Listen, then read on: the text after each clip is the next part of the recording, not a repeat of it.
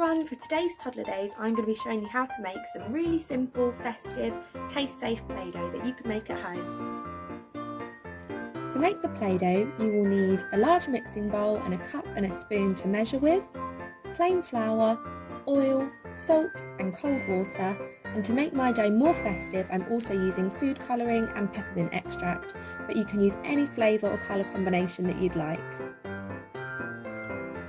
Start by measuring out 2 cups of flour into your mixing bowl, then add in 1 cup of salt and mix these so they're combined.